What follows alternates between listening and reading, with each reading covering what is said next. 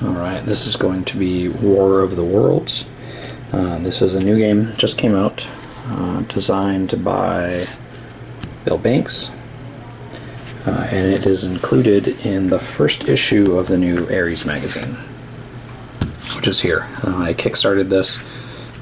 Very excited to see Ares come back. The magazine itself is really just full of, there's a couple articles, but it's mostly short science fiction. So I'm about to dig into kind of a meaty literary fiction novel, and I'll need some kind of light fluffy stuff to mix in between, and Ares is going to fill that for me. But today we're just going to look at War of the Worlds. It's a pretty simple looking game on the surface. I haven't played it yet. This will be my first dive into it. It's a game for 1 or 2 players. It does have solitaire rules. Pretty standard stuff. The game itself is the Earthlings against the Martians. What's interesting is all the units are these hexagonal pieces inside this hex. Kind of an oddly shaped or sized map with these giant hexes. It looks pretty cool, but I wonder if they could have made it like 11 by 17. But this is what they decided to go with. I think it looks really cool. I like the grid that's over kind of the street view of London, and then on here are landmarks that the Martians are going to be trying to destroy. So the cover art for the game is this beautiful computer rendering of these beasts. I mean, look at the detail on that bridge, the city behind it. Absolutely stunning cover artwork. When we get to the game artwork, though, it's cartoony. Not bad, it's just a striking difference. It is nice, though, if you don't like the cartoony art, they do provide counters that are the same. You would play with one or the other, so you can just play with silhouettes, which is kind of cool. But as you can see with the silhouettes next to each other, it's a little bit harder to distinguish right away, you know, what they are. So I'm going to play with the cartoons instead of the silhouettes. Here's a regular counter. It's going to be combat and movement. This is the cost. You have to buy your units. So 2 attack, 2 movement. Some of the units have a range, which will be a small number. It doesn't look like we have any. Oh, here we go. So there's a range of 4. Everything else is a range of 1. Then we have the Martian units. It's kind of cool. They come down on their lander side, and they have a 3 attack with 0 movement. They crash land, and then the Earthling doesn't know what's on the other side. So that's kind of a neat mechanism. And then the Martian also has these minions, and again, you can get the cartoon or the silhouette, and you would play with one or the other.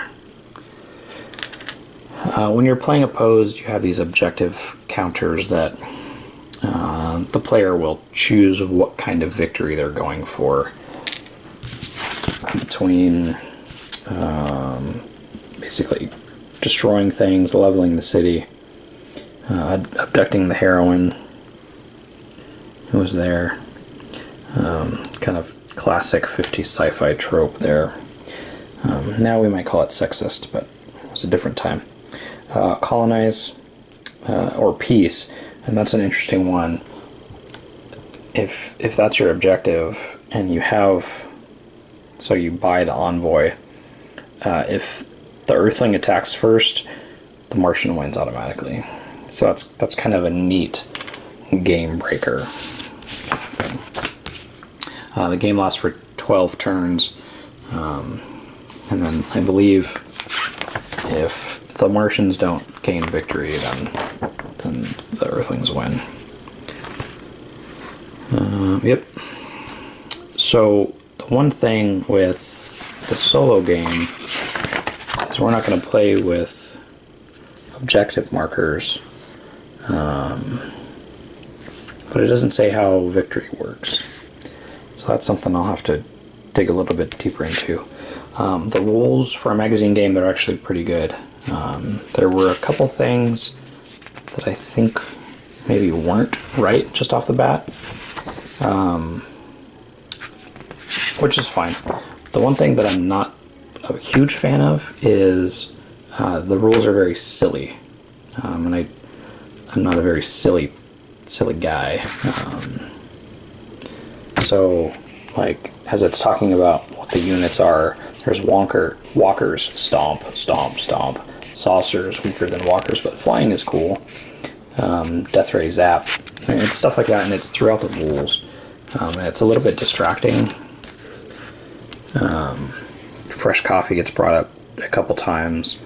I get it. It's all in good fun, but it just kind of threw me. It's distracting. Again, that's their prerogative. So the Earthlings are set up. They have the units they've purchased, and they'll end up getting units. The Martian is going to get these units mixed up, and then they're going to start coming on. And that's it. And we'll get started. I think the gameplay will just show a little bit, because it's pretty straightforward. You know, it's move and attack, move and attack. That typical kind of war game thing. But we'll see how it goes. Alright, I'm hoping I can get this spliced together. I started to play through, realized I was playing it wrong.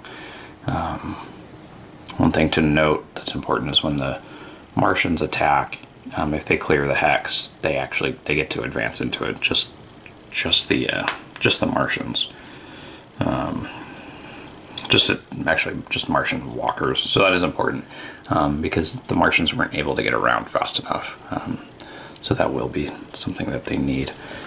So the first turn of the game, the Martians only have reinforcement to do. So this guy's going to come on here. The Earthlings now get to move and fight. Move this guy 1, 2, 3, 4. Get him up there. And this is going to come in. We get to put this in any of the stations, any of the named hexes. And 1 and 6 were pretty active last time, so we'll do that. So that's the end of turn 1. You can see the turns go pretty quickly. We have movement. This guy can't move. He can't get into either of these hexes. So then we move into combat. There's nothing there. So he automatically destroys that and gets to move into it. So that's why it's important. We do reinforcement. 1, see? So he goes up there. Earthlings get to react. He's going to go up there. 1, 2. They're going to go up there. We have combat at a 1 to 3 and a 1 to 1. We'll do the 1 to 1. The combat results table, because you can't combine attacks, it's only going to be one against 1. It's weighed in the Earthlings' favor. It knows that the Martians would never make a 1 to 3 attack because the Earthlings don't have a strong enough attack. So you can see on a roll of a 1, when the Earthlings are attacking, it's going to be an elimination, and then it kind of goes up from there. I think Ogre works somewhat similarly. So kind of a neat combat results table. So we'll do the 1 to 1. We need a 1 or a 2. Got a 2, so this Martian's going to retreat. And the oh, it can't retreat, so it's eliminated because it can't retreat because it has a movement of 0. Let me verify that. Yep, that was correct. So that's pretty good. Here we have a 1 to 3.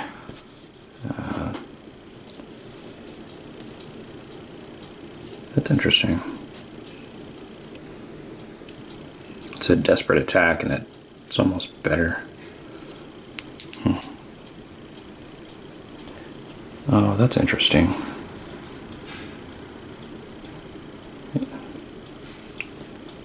Yeah. Martial eliminated. Having lower combat's actually better.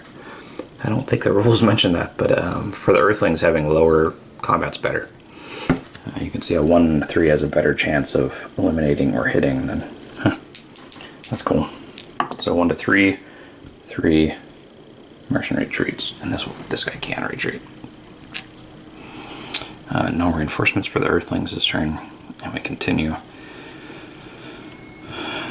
This guy can move. Does he want to fuss with this? Probably.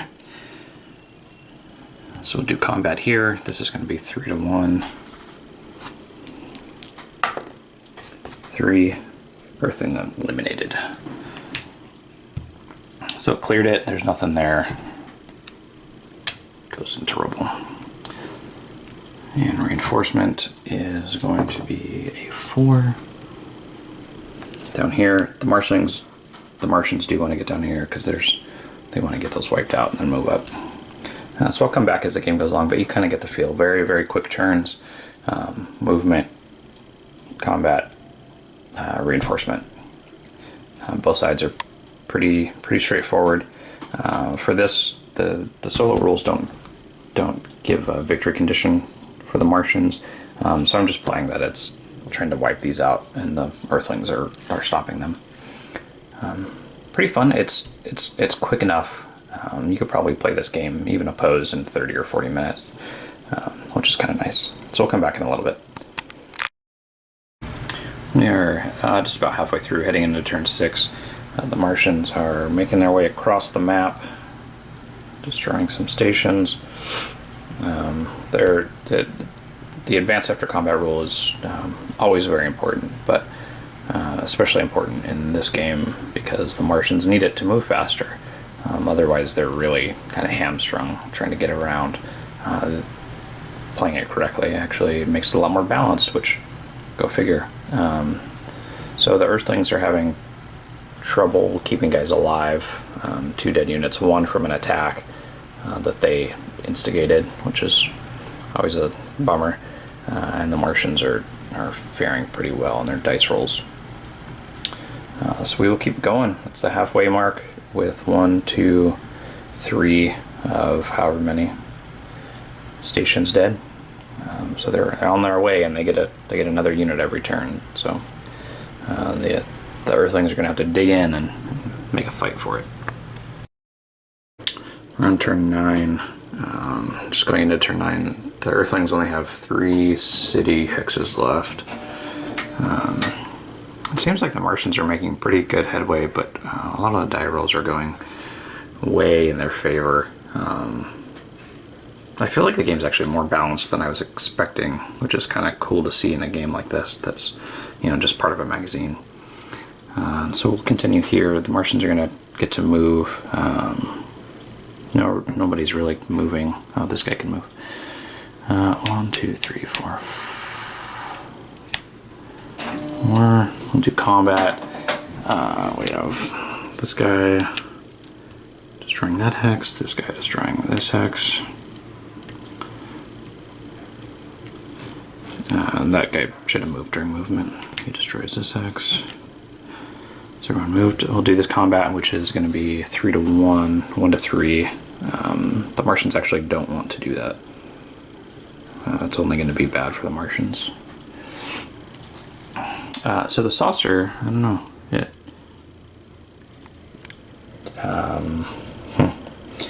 So they're not really going to want to attack.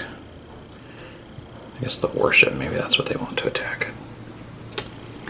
The Martians are going to get some reinforcements into Hex 1. And this is good for...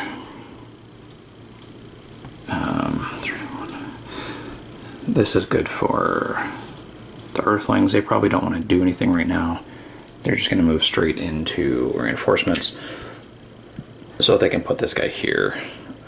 That's actually pretty good for them. So what's interesting is on the combat results table, this is about a 50-50 shot for the firemen.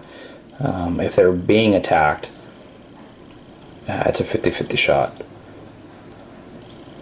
if they were to attack this at 3 to 1, you can see it's all Earthling retreat, Earthling eliminated.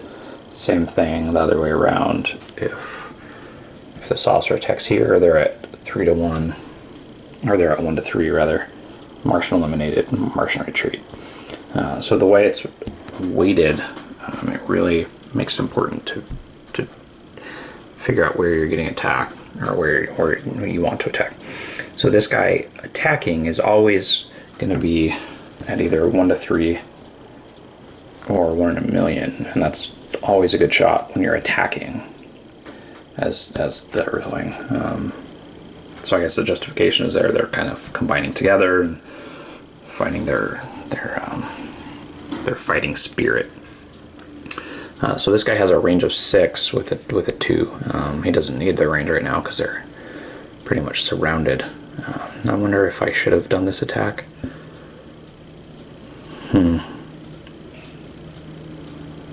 It's too late now. We did that. So we go into the Martians to move. This guy's gonna go ahead and move. 1, 2, 3. Like that. No one else can move. This guy up here can move. 1, 2. That's going to be hard to hold out, but that's okay. He's actually going to attack into here, create some rubble, move in. He will attack here. That's going to be 3 to 1. A 3 Earthing eliminated. So not great. This guy's going to go ahead and create some rubble and move in. The saucer might as well attack at 2 to 1. 5 Earthing eliminated.